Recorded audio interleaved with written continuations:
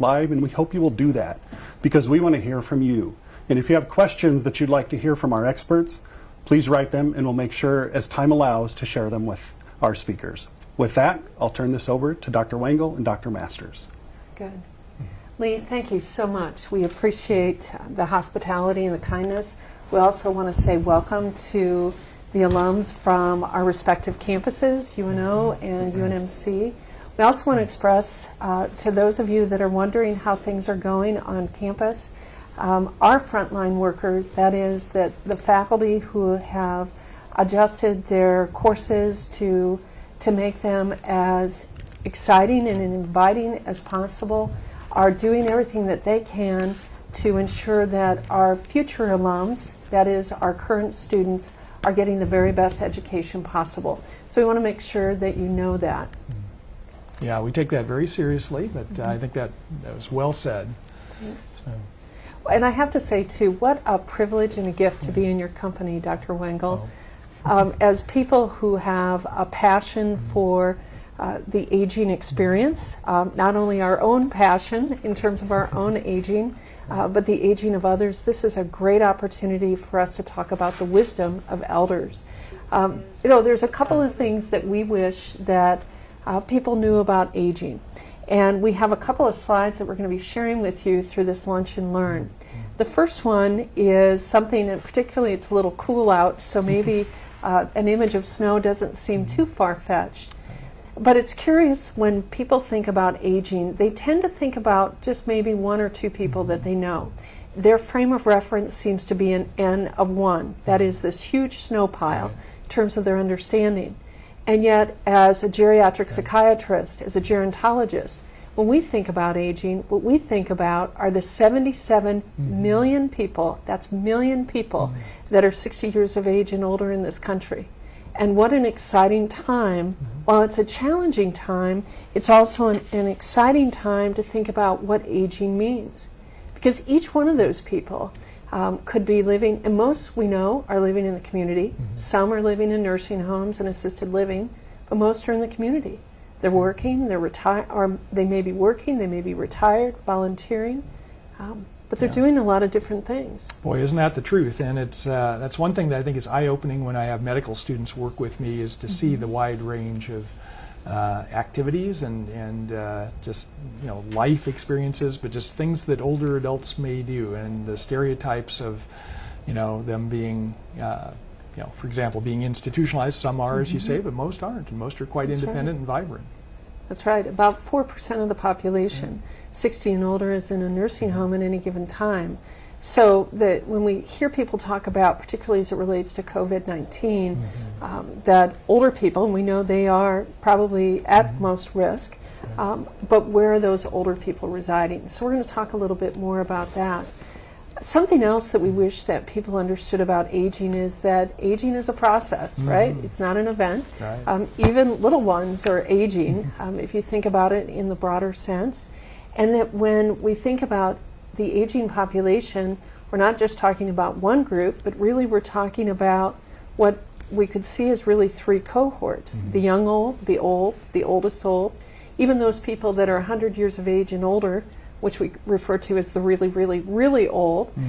They're the ones that give us a different insight in terms of what it means to age. We also know that the people who have lived the longest, those people that are in their 80s and 90s, have experienced a lot. And maybe we could talk a little bit about what that looks like. Yeah, because if you think about that, somebody that's in their 80s or beyond, what kind of historical events have they lived through? I mean, personal history certainly, and having lost loved ones, having to deal with grief probably repeatedly, that sort of thing, losses, but also just the historical events they've lived through. Perhaps the Depression, World War II, the Cold War, economic downturns and so forth, pandemics before, this is not the first pandemic, for example, that this country or the world has dealt with. They've lived through those before and lived to tell the tale, and I think they have a lot to teach us about how one copes with adversity. Absolutely. You said that so well, because I think it's about their historical experiences, but also their personal experiences. And it's because of those challenges and their ability, their resilience, if you will, to get past those challenges and to learn from them is something really we can draw from. And we hope that that's something people can learn from today. So we have another slide that we want to share with you, and Anthony's going to do this for us, and that's about engaging older adults. And engaging older adults, not just what we can do for them, but what they can do for us. You know, sometimes we don't think that older people have much to offer. And yet I don't think it's an accident that we have 77 million people in front of us that really can provide some insight. One of those things is this idea of communication, and that while we're physically distant, we don't need to be socially distant, do we? Right. So maybe we could talk a little bit about those. Yeah, and that's an important distinction I want to kind of come back to for just a second. So one of our colleagues, Kelly MacArthur, here at UNO, a sociologist, actually wrote a nice editorial a little while back about that, saying social distancing is really probably not the best term, because we really want to stay socially and need to stay socially connected even though we are physically distant. So, you know, how do we reach out to, say, an older adult that may be homebound, that isn't able to get out to church like they used to, or come to family functions or things like that? Or those, that 4% that are institutionalized, I think they really are at risk for social isolation. But there are ways to reach out, you know, cards and letters, and many many organized efforts to have, like, school kids do writing campaigns, cards and letters to older adults that may not be able to get out. There's been some wonderful pen pal programs, and I know Heather Ford, who oversees our practicum in our department, has been working with some of our students who have helped institute that, if you will, in some of the different communities around town. And isn't it wonderful to think that generations can connect in what used to be thought of as kind of an old-fashioned way of communication, and yet it's so out, it's in, kind of an interesting way. There's also something, and maybe some of the folks that are participating in this Lunch and Learn have been able to participate in, and this was a campaign from Hallmark Cards, and where they had their 2 million card campaign, where they were providing 3 free cards to people so that they could send that to others, and how important that is. So we know we just have a little time remaining in terms of our exchange. There was a couple of other things that we wanted to mention, and I think if we could just go to that last slide about now is the time to ask. You know, it's interesting, but there's a great line from Thomas Addig in his book, In the Heart of Grief, and he says, "We have behaved as if people would always be with us." And in part, that's where our grief comes from, that we just kind of lull ourselves into thinking it's business as usual. And yet now is the time to ask of our aging family, friends, and neighbors maybe some important questions, and maybe we could talk about a few of those. Yeah, I like that idea a lot. I mean, one of the things I know had talked about before, one of my lines is I think we all need to be needed. Yes. You know, and sometimes we forget that our older adults among us can really contribute in a very meaningful way. That's right. So I like some of these ideas. You know, asking them. I'll just steal some of your ideas. You generated there are here, ideas, but you know, asking for a beloved recipe. I love that a lot, because every family has something. The older adult might, you know, have a family tradition or some you know, pie, as you said, that they make at Thanksgiving every year or whatever. But asking them for that, you know, could be really a good thing. Asking them, how did you cope with some event like this earlier in their life or in world history? What was that like? You know, what got you through that? I think we can learn a lot. That resilience concept you mentioned is something I think a lot about. You know, and I think of resilience as how do we, you know, how do we adapt to stress? Stress isn't going to go away, whether it's this pandemic or some future thing. How do we bounce back after the stress? We can't make the stress go away, and older adults have figured that out. You know, I think they have, and I think the interesting thing is that as people age, and particularly those folks in the old and old categories, they have this gift of seeing that the things that matter the most aren't the things that maybe younger people see as mattering, but it's about relationships, it's about connecting. So whatever we can do to bring the generations together, will be of great benefit not only today but in the future. For both Absolutely. sides, yeah. I agree. Absolutely. So, Steve, I'm just enjoying this conversation. Well, me too. You've got good energy. Oh. By the way, it's one other thing to think about as far as now is the time to ask. So for parents that are now finding themselves homeschooling, and you have my respect beyond words, you know, it could be that you might have a neighbor down the road that's a retired teacher who might have taught math or who might have taught history or something. Maybe now's the time to pick up the phone and say, do you have some ideas for me? Do you have some suggestions? Because again, and we can't say it enough, the need to be needed. We all want to feel like we matter. Right. So, Great. I Very like that good. idea. Very creative. thank you. Thanks, Steve. So I think that we might have some questions that people are sending in to our dear friend Lee Dinker, CEO, President of Alumni Association. He rocks. All right, this has been wonderful so far, and thank you for this great information. Thank you. The first one came to us early, and that if you could summarize the four things that matter the most, what would those four things be? Sure. There's a wonderful book by Ira Byock, who you might be familiar with him. He's a hospice and palliative care physician. And the title of it is The Four Things That Matter Most. And what he said is that as people are coming to the end of their lives, it's the four things. Please forgive me. I forgive you. Thank you, and I love you. Wow. It's not how much money did I make, how many cars do I have, but it really is about the four things that matter most. Wow. Thank you. You bet. That's a great question, and we have some more for you too. What about, there's a question specifically about long-term care. Are there folks in long-term care who have special challenges and perhaps opportunities at this time that you could talk about? Yeah, I would say for sure this is a population we really don't want to forget about right now. Not that we do, but it's sometimes in our day-to-day, the hectic nature of our day-to-day lives. You say parents may be homeschooling. But older adults that might be in, say, a nursing home or assisted living may not be able to have visitors right now. Most facilities are kind of locked down, and that can make it really, really tough. But even within the facility, the normal social channels they ordinarily would have, like meals together with other residents, may not be happening. They may be eating in their own rooms, may not be able to get out for games and other social things like bingo. They have to do that in the room oftentimes. So of course we've seen some really heartwarming things in the community. That's right. You know, family members doing concerts and things from outside the window of folks living in those sort of facilities. And I think we need to keep that up.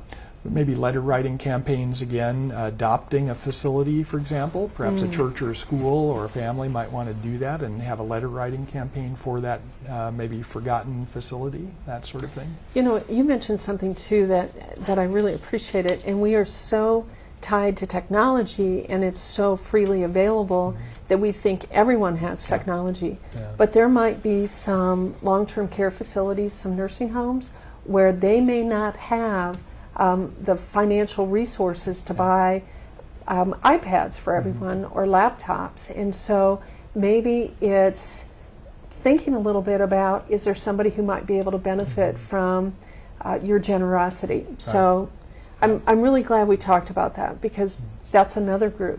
There's another group that I think we may have forgotten too, that we don't hear about as much. And those are caregivers. Those are people that are caring for a family member in a long-term care facility. They may have gone every day, and now they can't do that anymore. Or caregivers who are caring for somebody who is in the home. They may have physical issues or cognitive issues where they require supervision. And it wouldn't hurt to make a call to that caregiver just to say, how can we be helpful to you? Or even to write them a card to let them know that not only the person they're caring for, but they themselves have not been forgotten. Yeah, I like that a lot. It is often thankless work, but such important work, right? Absolutely. And then there's also the formal caregivers that work in those long-term care facilities too. So that's a point that I didn't make earlier. So I'm glad you kind of reminded me of that. That you know, that's hard work. It's hard work at the best of incredibly hard. times, right? But now, what if you're working in a facility where perhaps COVID-19 has been making the rounds? That's really, really tough for those, for the staff that work there, as well as the residents and their families. And families may be feeling guilt for not being able to visit and so forth. It's interesting, though, just to play off that, that the state of Nebraska is working with facilities to find a way or a pathway for people who would like to work in nursing home facilities to accelerate the training process so that we can get more people working in various facilities. So, yeah. I'm going to follow up on that conversation with two questions from two of our alumni, and they're two separate situations, but I think they're somewhat related. So hang with me on both of these. One is one of our folks just spoke with us about it's a gentleman whose wife is in a care facility and he can't visit her. They're not allowing folks in. So he's asking for some advice on how he can deal with this and others like him who are separated from loved ones. And related to your caregiver question, one of our alumni has a parent who has dementia, and they're confused and wondering why you're not visiting them right now. Right. So could you address those similar situations to those? Sure. And just some advice for our folks who are watching. Yeah. Sure. Those are, I think, both challenging and unfortunately common kind of scenarios. So the first one, so the husband feeling guilty because he can't visit his wife in long-term care. It is, and I fully understand the reasons for that, and we all certainly appreciate the need to prevent spread of this virus.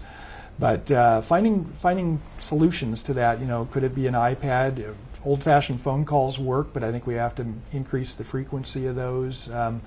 Again, maybe going back to the card and letter writing campaign, even for your own spouse. Everybody likes receiving things in the mail, little surprises. That might be something to do.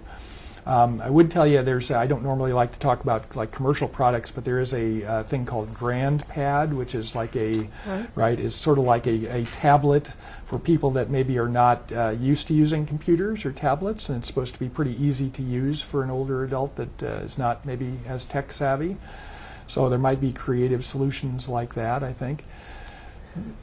I wonder too, just thinking about people maintaining that connection, and one of the ways that can be done is through photographs. Yeah. And so maybe it's getting some new photographs that you could put in a frame and to provide to staff that they could make available, and include that with a little card just to say, I'm thinking about you, I love you, and things of that sort.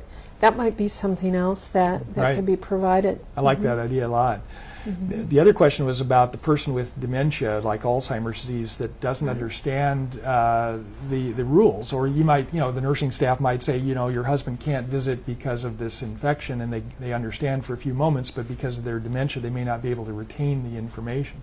And we're seeing this a lot, I'm sorry to say, and it sometimes creates some agitation. Some of those folks with dementia, really cannot retain the information and really don't understand why the family that used to be so attentive, seeing them every day or however often, is no longer seeing them. And I don't know, that's going to take some creativity, I think, trying to figure that one out. I think it is. There is, through the Alzheimer's Association at the national level and other associated associations, that's kind of why I stepped over that, they are coming up with different strategies or ways or activities to keep people engaged. But that's difficult, particularly, I think you said something really important. Everything you've said is important, but something a little bit earlier about communities where you have caregivers who the communities are living with COVID-19, and the caregiver supply may not be as plentiful. And so that's just another thing that a community is going to need to do. So maybe what it is for family members to when they interact with the community director, to find out in what ways can we be useful. Are there some things maybe that we could do at home to bring to you that could be cleansed, brought into the community that could be helpful? Yeah, I think that's a great idea. I think a little support goes a long way now. Absolutely. This isn't a question, but it's a tip that I think is great. Our viewers are very engaged, and someone suggested that if someone has a family member or a friend in a care facility, You might see if they will allow food delivery to your loved one. It's amazing how having a special meal can really brighten someone's day. Wow. So Love I it. wanted to share that. Outstanding. Love it. And Great not idea. only does that help in terms of taking the food in, but it helps a local provider, a local restaurant who also is feeling the effects of COVID-19, that when they have their customers patronize them, that can be very useful. Yeah. From Francis in Omaha, could you discuss ways to engage with elderly others on the importance of following stay-at-home orders when they don't like that everyone is doing things for them? Oh. So I wonder if this comes back to this idea that if we put people in a position where they feel like they're being done for, as opposed to them feeling like they're contributing, then maybe it's, all right, let's talk about how we can work together. So maybe, again, Yeah. I need you to help me write these notes, or I need you to, by the way, let me do this real quick. Our office associate, who's this wonderful person, Kara, was telling me that her mom, because she's now at home and can't go out, is writing her memoir. Well, maybe this is a great time for you to jot down some things about your life that you think your family would enjoy. There's something out of the Jewish tradition called the ethical will. And it's this idea where a person provides not their financial capital, but their social capital, but what's really mattered in their life. So I think we have to be creative. I think we have to be willing to step outside of our comfort zone, not outside of our house, but outside of our comfort zone in a way where we can start putting these things down, like that beloved recipe, Yeah. like the story of our families that maybe nobody else knows about. How about all the old photographs? Right. Let's go ahead and write the names of those people on those old photographs so that we can all benefit. Thank you. I'm going to shift a little bit, and you touched on this earlier on in your comments, but the title today is The Wisdom of Our Elders, and we're focusing a lot on how we can help them now, but let's talk about how their wisdom can help us. What unique life experiences have older generations experienced that could help us adapt to the current situation, and how should we seek their advice, whether it be personally, professionally, or anything else? It's a great question. It's a big, broad question. I would say I'll just start, but I look forward to hearing what you have to say, Julie. But I would say I've learned as much from my patients as perhaps anything I could ever convey to them. I think just listening to that's one of the reasons I went into geriatric psychiatry, is because I like stories, and they always have really good stories to tell, and stories of triumph, stories of resilience. As a quick example, I have one patient that I remember one time I was complimenting her because she always has a bright outlook, even in difficult times. And I remember asking her, "What's your secret? You know, you've been through a lot of hardship and a lot of heartaches, and what's your secret?" And I think her words were something like, "I've learned over the years that you might as well be happy while you're miserable." And I thought that was really, there's kind of a little bittersweet element to that, but we I all like have that, though. right? But we all have those elements of sadness and grief and all. But but she kind of made up her mind. Might as well be happy while you're miserable. That was a bit of wisdom that kind of got burned into my brain. I think something else to add to this is this idea of being in the moment. Yesterday is in the rearview mirror. The hood of the car is way out there, but it's about being, if I'm driving, it's about being in the moment. What matters to me right now? And I think, again, it goes back to what Bayok talks about, the four things that matter most. Yeah. And maybe it is, if there's some things that you need to reconcile, to say to people, please forgive me. I've said as a department chair for 11 years, I have a lot of people that probably I need to ask for forgiveness from. Hopefully they will extend that. But I think it's about, what are the things that, as far as to be able to say, I love you to people that you haven't said that to, or to be able to say thank you. I think there's benefit to that. Yeah. Right, I agree. Yeah, and I think that's one of the unintended positive benefits of the pandemic is families are reconnecting and friends are reconnecting. People that maybe we've gotten so busy in our lives we maybe haven't stayed in contact with as much as we might wish to, and I think it brings us back to basics. We were talking off camera before about, for Christians, we just got through Lent, for example, and it's been a time of reflection. It has. And it's been kind of a different one for those that celebrate Lent, I guess, if that's the right way to say it, because it's been a time of reflection, even if you're not of that faith tradition. I think it is a real time of reflection for everybody right now. Well, and for people of the Jewish faith, for Passover Right. and things, people of other faith traditions, that oftentimes the only thing we may have left in our lives is our faith. And we know that for aging adults, faith can be a very important element. You know, I saw a cute little meme about Lent, and it was, my friend Mary Eileen shared it. This is the lentiest Lent I've ever lented, which just kind of puts through that processing. So there's so much to be gained from the wisdom of elders, and we are so grateful, Lee, and to the Alumni Association, to the alums watching, and to our future alums to be part of this. Thank you, sir. We are just happy to have you both here, and I wish we could go on longer, but we still have time for maybe one or so question. I'm going to throw one at you right now, and I don't know if you know the answer, but a lot of questions are coming in. When are we going to open up again? We're not going to go there today. Okay. Are there organizations that you're aware of where we can donate retired laptops or desktops for video use by some folks who may not have them for those Zoom calls or whatever? Excellent. So there is an organization called Motherboard, and I don't have their contact information, but you could Google it, Motherboard. I know one of the faculty here in the School of Communications, Dr. Paige Toller, her husband, Stephen, is the operator of Motherboard, so I think that would be one place to reach out to. I'm not sure about... I was just wondering about the Eastern Nebraska Office on Aging, too. I don't know for a fact, but I wonder that's kind of a clearinghouse for information. And that's right. That might be 402-444-6444. Off the top of her head. Look at that. Is the information and assistance number. Elder Care Locator.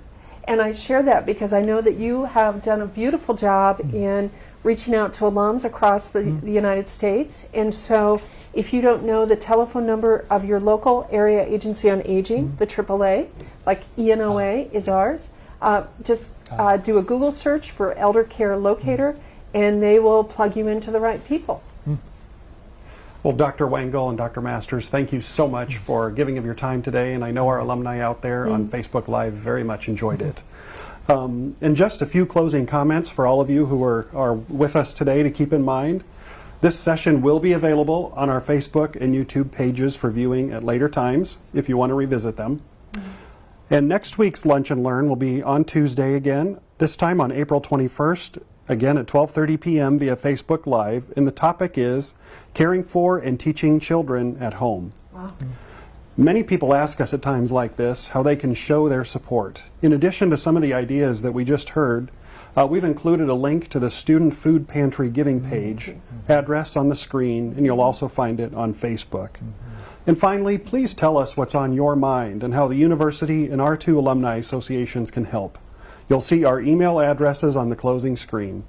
Thank you all for joining us, and we look forward to seeing you next week. Thank you. Thank you. Thanks.